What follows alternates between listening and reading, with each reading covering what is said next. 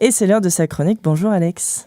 Bonjour. Alors, après vous avoir partagé la passion de Charlie d'Angers pour l'archéologie, mais aussi la fascination pour l'océan de Melvac, aujourd'hui c'est quelque chose de totalement différent que je vous propose, puisque nous allons parler de cinéma. La chaîne d'aujourd'hui est celle du vidéaste Dim, qui tient la chaîne Flim. J'ai découvert cette chaîne il y a 1 an quand je voulais en savoir plus sur les rouages du 7e art. Et une chose intrigante quand on arrive sur la page de sa chaîne, c'est le faible nombre d'abonnés.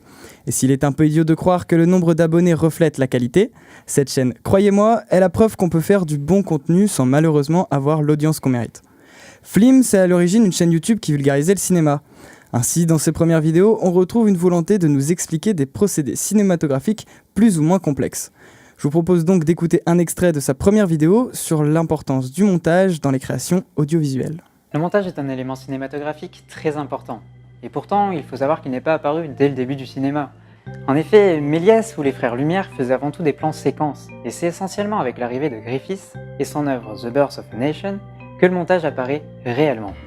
Le montage est un outil narratif, il dynamise ce que l'on voit et donne également du sens. L'enchaînement de plans, bien qu'il peut paraître anodin, sert à signifier une continuité et une cohérence scénaristique.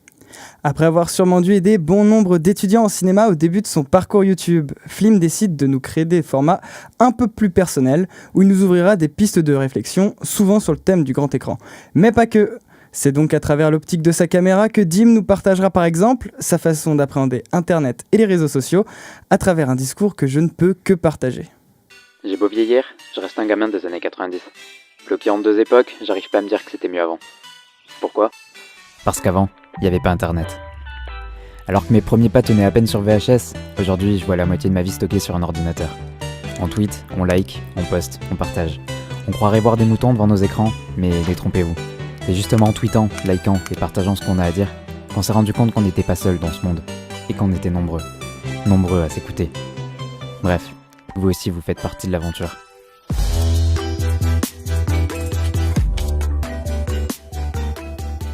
Ce qui fait la force de Flim, en plus de l'écriture, c'est l'esthétique. On retrouve toujours une image ultra soignée et une ambiance visuelle à base de néon qui, j'avoue, fait son petit effet sur moi. Ce qui est un peu dommage, par contre, sur cette chaîne, c'est le rythme assez faible de sortie de vidéos. Mais bon, c'est pardonnable quand on sait qu'il est plutôt difficile d'associer qualité et quantité sur YouTube. Je suis aussi un peu déçu que notre youtubeur ait décidé de se séparer de son premier format de vulgarisation, qui était vraiment très intéressant. Enfin bref, le contenu de la chaîne Flim reste tout de même super et assez accessible, pas besoin d'être le plus grand des cinéphiles pour apprécier son travail. J'aurais pu vous parler encore d'autres vidéos, comme celle s'inspirant des codes de la série Bref, qui est l'une de mes préférées, mais maintenant c'est à vous, chers auditeurs, si vous le voulez bien, de prendre le temps ce soir de jeter un œil à la chaîne de Flim. Merci Alex.